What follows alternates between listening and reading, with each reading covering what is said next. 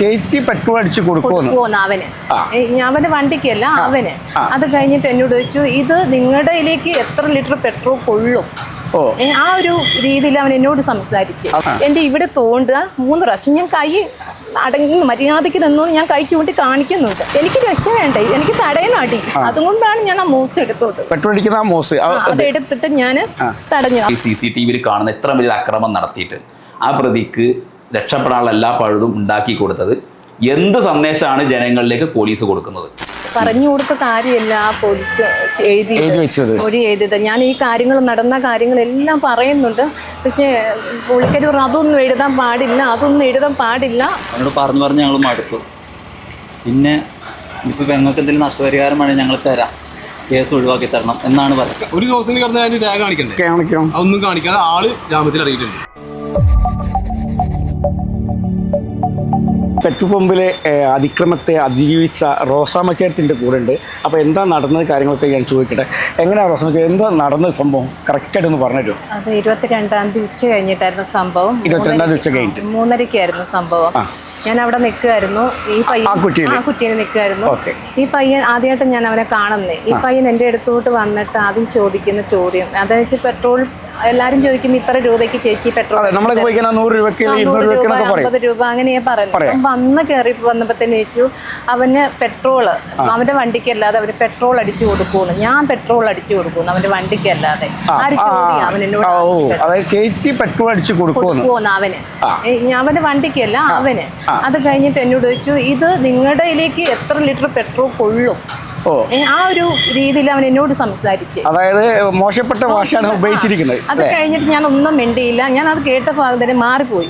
ഞാൻ ഒരുവിധം മാറിപ്പോയി കഴിഞ്ഞപ്പോൾ ഞാൻ ബായിയോട് പറഞ്ഞു, സന്തോഷ് ബായിയോട് പറഞ്ഞു ബായി അടിച്ചു കൊടുത്തു. ഈ ബായി ആയിരുന്നു അടിച്ചുകൊണ്ടിരുന്നത്. ഞാൻ അടിച്ചു കൊടുക്കാൻ പറഞ്ഞു. ഞാൻ ഈ ബായി അടിച്ചു കൊടുത്തു കഴിഞ്ഞിട്ട് അതൊന്നും ഞാൻ മൈൻഡ് ചെയ്തില്ല. ഞാൻ മാറി നിന്നു. വലിയ സ്വഭാവം ഇത് വർത്താനം കേട്ടപ്പോഴേക്കും ഞാൻ മാറി. അപ്പോൾ ഈ ബായി അടിച്ചിട്ട് പറഞ്ഞു ചേച്ചി പൈസ ഇല്ല. അപ്പൊ എന്നോട് ചേച്ചി പൈസ ഇല്ലാന്ന് പറയണേ. അപ്പൊ ഞാൻ വന്ന് നോക്കിയപ്പോ എന്നോട് ചേച്ചി പൈസ ഇല്ല. പെട്രോൾ അടിച്ചു കൊടുത്തു.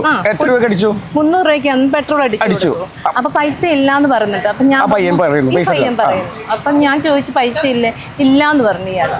അത് പറഞ്ഞപ്പോഴേക്കും ഫോണിൽ പൈസ ഉണ്ടോ ചോദിച്ചപ്പോ ചാർജ് ഇല്ലാന്ന് പറഞ്ഞു. അപ്പൊ ഞാൻ ഇത് QR കോഡ് എടുത്ത് കാണിച്ചു കൊടുത്തു. അത് കഴിഞ്ഞ് ഞാൻ ഫോണിൽ പറഞ്ഞു ചാർജ് ഇല്ലെങ്കിൽ ഇവിടെ ഫോണിൽ ചാർജ് ചെയ്യാനുണ്ട്, ഞാൻ എടുത്തുകൊണ്ട് വരാം. അപ്പൊ എനിക്ക് ചാർജ് അല്ല, എനിക്ക് നിങ്ങൾ ചാർജ് ചെയ്ത് തരുമോ? ആ ഒരു ചോദ്യം ആയിരുന്നോന്ന് എനിക്ക് അറിയത്തില്ല. അങ്ങനെ മണോ കാര്യങ്ങൾ എന്തെങ്കിലും അങ്ങനെ മണോ ഒന്നും എനിക്ക് അറിയത്തില്ല. അത് കഴിഞ്ഞ് ഞാൻ വേഗം സാറ് ഞങ്ങളുടെ മുതലാളി സംശയരാക്കാനെ ഞാൻ ഫോൺ എടുത്ത് ഇങ്ങോട്ട് മാറി.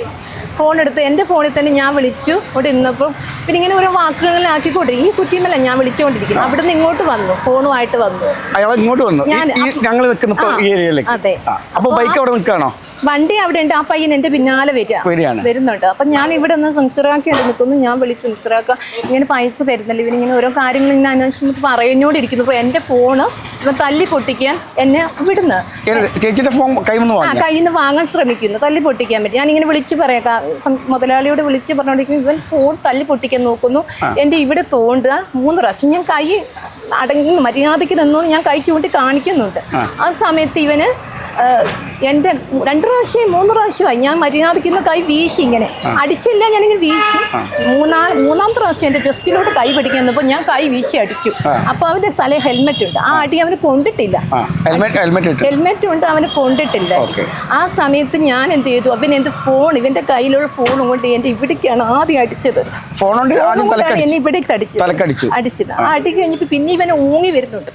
രണ്ടാമത് അടിക്കാൻ വേണ്ടി ഞാൻ എന്ത് ചെയ്തു, പെട്രോൾ അടിക്കുന്ന മോസ് എടുത്ത് എനിക്ക് രക്ഷ വേണ്ടേ, എനിക്ക് തടയണം അടി. അതുകൊണ്ടാണ് ഞാൻ ആ മോസ് എടുത്തോട്ട് അത് എടുത്തിട്ട് ഞാൻ തടഞ്ഞു. അപ്പൊ ഇവന് ഹെൽമെറ്റ് ഉണ്ട്, അതുകൊണ്ട് ഞാൻ കൊടുത്തു. പക്ഷെ അവന് അടി കിട്ടിയിട്ടില്ല. അവന്റെ ഹെൽമെറ്റിന് 2 പ്രാവശ്യം അടി കിട്ടി. പിന്നെ അവൻ എന്നെ അവിടെ നിന്ന് മുടിക്കുത്തിന് എന്നെ കൈ ചുരുട്ടിയാണ് എന്നെ ഇവിടെ മർദ്ദിച്ചോണ്ടിരുന്നത്. ഇവിടെയാണ് എനിക്ക് മൊത്തം പരിക്ക്. ഇവിടെ മൊത്തമാണ് അവൻ എന്നെ അടിച്ചുകൊണ്ടിരുന്നത് ആ സമയത്ത്. പിന്നെ എന്നെ മുടിക്കുത്തിന് പിടിച്ച് കൈ മടക്കി പിടിച്ചിട്ടാണ് അയാൾ എന്നെ അടിച്ചുകൊണ്ടിരുന്നത് ഈ ഒരു സ്ഥലത്ത് മൊത്തം. പക്ഷെ എനിക്ക് അടിക്കാൻ പറ്റാത്ത സ്ഥിതി. കയ്യിൽ ഇത് നിലത്തിടാൻ പറ്റത്തില്ല. കയ്യിൽ ഫോണും ഉണ്ട്, എന്റെ ഫോണും ഉണ്ട്. ഈ അടി മൊത്തം ഞാൻ കൊള്ളുക. പിന്നെ അത് കഴിഞ്ഞ് മുടിക്കുത്തിന് പിടിച്ച് എന്നെ വല്ലാതെ വലിച്ചുകൊണ്ട് പോയി. അവിടെ നിന്ന് എന്നെ വലിച്ച് കിറക്കി നിലത്തൂടെ അല്ല എന്നെ മുടിക്കും, ഞാൻ വീണിട്ടില്ല, എന്നെ മുടിക്കുത്തിന് പിടിച്ച് അവന് വലിച്ചു ഒഴിച്ച് കിറക്കി അവിടെ. അപ്പൊ മറ്റുള്ള ജീവനക്കാർക്ക് എല്ലാരും ഈ വേറെ 2-3 ചേട്ടന്മാരുണ്ടെന്ന്, ജീവനക്കാരല്ല, ഈ പെട്രോൾ പമ്പിൽ എണ്ണ അടിക്കുന്നത്, ഈ ഭായിമാര് കൂടിയിട്ട് അവന് പിടിച്ചിട്ട് നിൽക്കുന്നില്ല, പിടിച്ചു നിൽക്കില്ല. അപ്പത്തേക്ക് എവിടുന്നോ 2 ചെറുക്കന്മാർ വന്ന് അവനെ പിടിച്ചിട്ട്. അതാണ് അവിടെ സംഭവം. ഇവിടുത്തെ ജീവനക്കാർ പിടിച്ച് നിൽക്കുന്നില്ല, 2 ചെറുക്കന്മാർ വന്ന് പിടിച്ചു നിർത്തി. പിന്നെ ഇവിടെ നിന്ന് കണ്ടു നിന്നവർ ഓടി വന്ന് പിടിച്ചു. അതാണ് സംഭവം. അങ്ങനെയാണ് മാറ്റിയത്. അപ്പോൾ ഇതിന് മുമ്പ് എങ്ങനെ എന്തെങ്കിലും സംഭവം ഉണ്ടായിട്ടുണ്ടോ ഇവിടെ? ഇല്ല, ഇതിന് മുമ്പ് ഇങ്ങനെ അനാവശ്യമായിട്ട് വന്നിട്ടുണ്ടെങ്കിലും ഇങ്ങനെ ആരും ഇങ്ങനെ മോശമായിട്ട് എന്നോട് പറഞ്ഞിട്ടില്ല. ഞാൻ മാറിപ്പോവുള്ളൂ. ഇവിടെ എത്ര വർഷം ചേച്ചി നിൽക്കുന്നത്? ഞാനിപ്പം പമ്പ് തുടങ്ങി അന്ന് 1.5 വർഷത്തോളമായി. ആ സമയത്ത് എങ്ങനെ ചേച്ചിക്ക് ഇത് പ്രതികരിക്കാൻ എങ്ങനെ തോന്നി? നമുക്കൊരു പവർ വേണമല്ലോ ഒരു ഇങ്ങനെ ഒരാൾ ചെയ്യുമ്പോൾ. ഈ അടി വന്നു കഴിഞ്ഞപ്പോൾ എനിക്ക് തലയ്ക്കൊരു ഇതില്ല എന്ന് വെച്ചാൽ അടി ഇങ്ങനെ വന്നോടിക്കും തല മൊത്തം മരവിച്ച് പോണ ഒരു അവസ്ഥയാണ്. എനിക്ക് കണ്ണുപോലും കാണാത്തൊരു സ്ഥിതിയായി. എന്ന് വെച്ചാൽ നല്ല അടി എനിക്ക് ഇവിടേക്ക് കിട്ടിയത്. ആ സമയത്ത് ഞാൻ എന്ത് ചെയ്തു എനിക്ക് അറിയത്തില്ല. ആ സമയത്ത് ഞാൻ ആ സാധനം എടുത്തു. എന്ന് വെച്ചാൽ അടി തടയണമല്ലോ, എല്ലാ നമുക്ക് നമ്മുടെ ജീവൻ രക്ഷിക്കാൻ വേണ്ടി സ്വയരക്ഷയാണ് നോക്കിയത് അല്ലേ? ആ സമയത്ത് ആ പവർ എവിടെ നിന്ന് കിട്ടിയെന്ന് വെച്ചാൽ ഒന്നും പറയാനില്ല. എനിക്ക് പറയാൻ പറ്റുന്നില്ല. ആ സമയത്ത് ഞാൻ എന്താണോ എനിക്ക് തന്നെ അറിയില്ല ഞാൻ അവിടെ എന്താ ചെയ്തതെന്ന് പോലും ബോധമില്ല. അത്ര സ്ഥിതിയിലായിരുന്നു ഞാൻ. നമ്മുടെ ശരീരം അല്ലെങ്കിൽ നമ്മളെ തടി നോക്കാൻ രക്ഷിക്കാൻ വേണ്ടിയിട്ട് പമ്പിൽ ഞങ്ങൾ ഇങ്ങനെ മോശമായിട്ട് പറഞ്ഞാൽ ആരും എൻ്റെ ദേഹത്ത് തൊട്ടിട്ടില്ല. ദേഹത്ത് തൊട്ടും ചെയ്തു. ഞാനവിടെ പ്രതികരിച്ചത്. അടിച്ചും ചെയ്ത് ദേഹത്ത് തൊട്ടും ചെയ്തു. അനാവശ്യ വർത്തമാനങ്ങളും ഉണ്ടായി. അവിടെ നിന്നാണ് തുടക്കം. അത് കഴിഞ്ഞാൽ അയാൾ ഉടൻ തന്നെ പോവുക ചെയ്തത്? ഇല്ല, വിട്ടില്ല. അത് കഴിഞ്ഞ് ഇവിടെ പോലീസുകാരെ വിളിച്ചു വരുത്തിയപ്പോഴത്തേക്ക് ഞാൻ ബ്ലഡൊക്കെ വായിൽ ചോരയൊക്കെ വന്നു. മൊത്തം പിടിച്ചു നിർത്തി. പോലീസിനെ വിളിച്ചു വരുത്തി. പോലീസ് വന്ന് എന്നെ കൊണ്ടുപോയി കഴിഞ്ഞ് സ്റ്റേഷനിൽ കൊണ്ടുപോയി. അപ്പോഴത്തേക്ക് എന്നെ മുതലാളിയും 2-3 പേരും കൂടി എന്നെ ഹോസ്പിറ്റലിൽ കൊണ്ടുപോയി. എറണാട് ഹോസ്പിറ്റലായിരുന്നു. അവിടെ ചെന്ന ശേഷം എനിക്ക് ബോധമൊന്നുമില്ല, മുഖമൊന്നും കാണാൻ പറ്റാത്ത സ്ഥിതിയായി. എത്ര ഭീകര പോലെ ആയിരുന്നു എൻ്റെ മുഖം മൊത്തം ഇവർക്ക് എന്നെ കാണാൻ പറ്റാത്ത സ്ഥിതിയായി. ഞാൻ ആകെ ആൾ മാറി പോലെയായി. ഐസൊക്കെ വെച്ചിട്ടാണ് എന്നെ ക്ലീൻ ആക്കിയത്. ഐസ് വെച്ചിട്ടാണ് മുഖം ക്ലീൻ. 4 ദിവസം കിടന്നു അല്ലേ? 4 ദിവസം കിടന്നപ്പോൾ 2 ദിവസം ഉണ്ടാവുള്ളൂ. എന്നാലാണ് ഡിസ്ചാർജ് ഉണ്ടാവില്ലേ? 4 ദിവസം ഹോസ്പിറ്റലും ആയിരുന്നു. അപ്പം അതിനുശേഷം ഇപ്പം എന്താ കേസിൻ്റെ കേസ്? പിന്നെ ആ സമയത്ത് എനിക്ക് ബോധമൊന്നുമില്ലാത്തൊരു സ്ഥിതിയാണ്. ആ സമയത്തുണ്ട് നമ്മുടെ വനിതാ പോലീസ് വന്നു. എനിക്ക് പേരറിയില്ല, ഞാൻ ആദ്യമായിട്ട് കാണാൻ പുള്ളിക്കാരിനെ വന്നു. അതിനോട് മൊഴിയെടുക്കാൻ വന്നു. പക്ഷെ എനിക്ക് ആ സമയത്ത് എന്താ പറയണത് ഞാൻ പറഞ്ഞു കൊടുത്ത കാര്യമല്ല ആ പോലീസ് മൊഴി എഴുതിയത്. ഞാൻ ഈ നടന്ന കാര്യങ്ങളെല്ലാം പറയുന്നുണ്ട്. പക്ഷേ പുള്ളിക്കാരി പറഞ്ഞു അതൊന്നും എഴുതാൻ പാടില്ല. പുള്ളിക്കാരി രീതിയിൽ അങ്ങ് എഴുതി. പക്ഷെ ഞാൻ പറയുന്നുണ്ട് ഇത് എഴുതണം, ഇത് ഇങ്ങനെയൊക്കെ ഞാൻ പറഞ്ഞു, ഇങ്ങനെയൊക്കെ ചെയ്തു. പുള്ളിക്കാരി രീതിയിൽ ചേച്ചി കൊടുത്ത മൊഴിയല്ല പോലീസ് സ്റ്റേഷനിൽ എഴുതി വെച്ചിരിക്കുന്നത് അല്ലേ? അല്ല.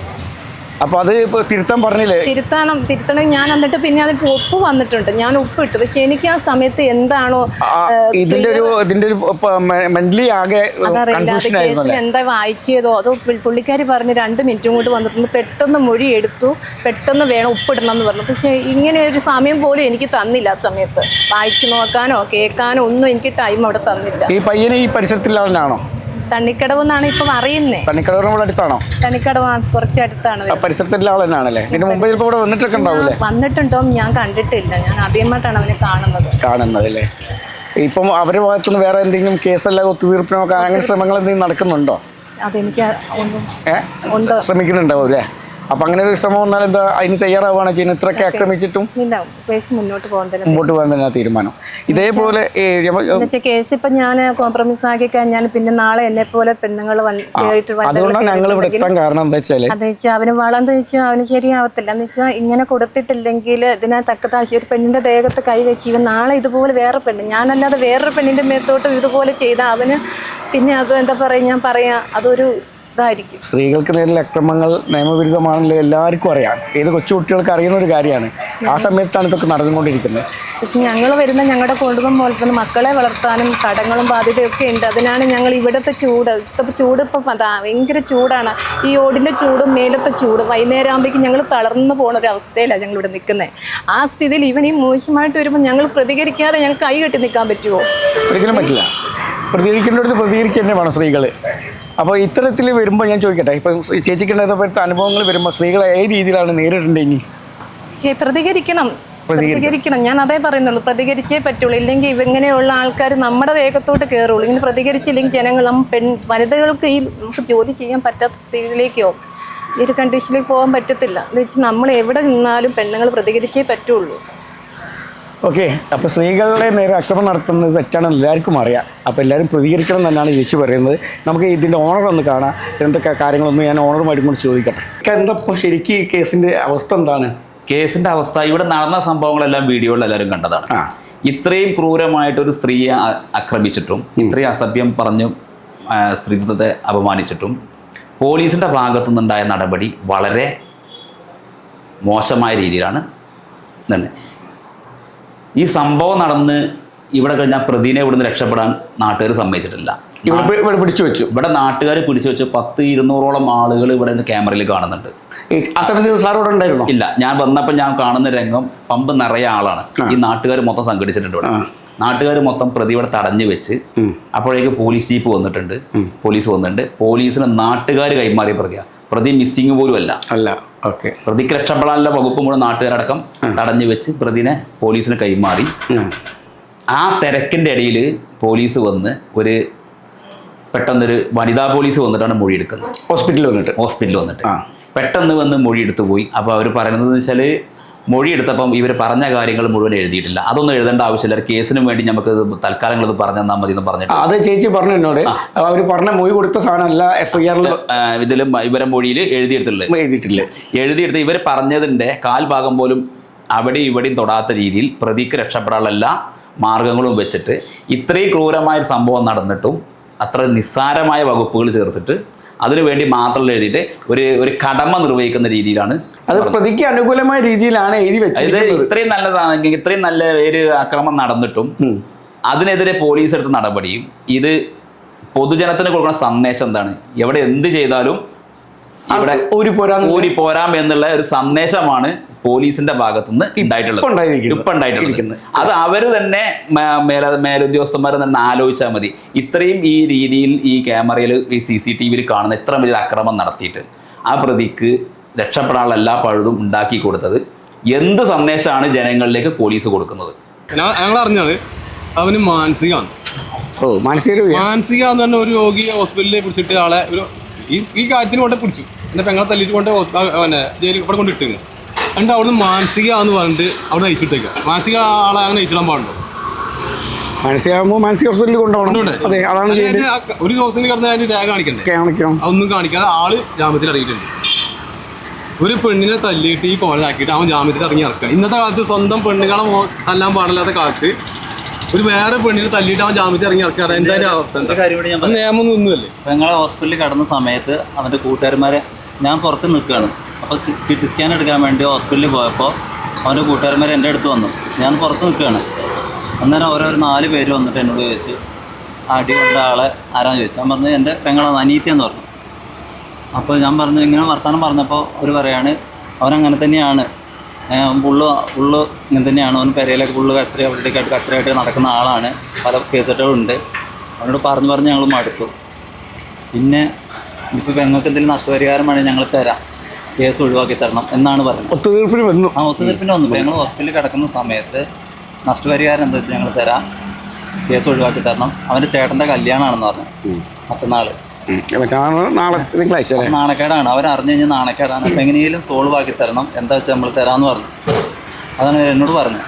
ഈ പാലക്കാട് പെട്രോൾ പമ്പിൽ നടന്ന ആ വിഷയത്തിൻ്റെ കാര്യങ്ങളാണ് ഇപ്പോൾ നിങ്ങൾ കണ്ടുകൊണ്ടിരിക്കുന്നത്. പോലീസിൻ്റെ ഭാഗത്തു നിന്ന് വൻ വീഴ്ചയാണ് സംഭവിച്ചതെന്നാണ് ഇവർ പറയുന്നത്. അപ്പം മാത്രമല്ല പ്രതി 2 മണിക്കൂറിനോട് ജാമ്യം കിട്ടി പുറത്തേക്ക് പോയി എന്നും പറയുന്നുണ്ട്.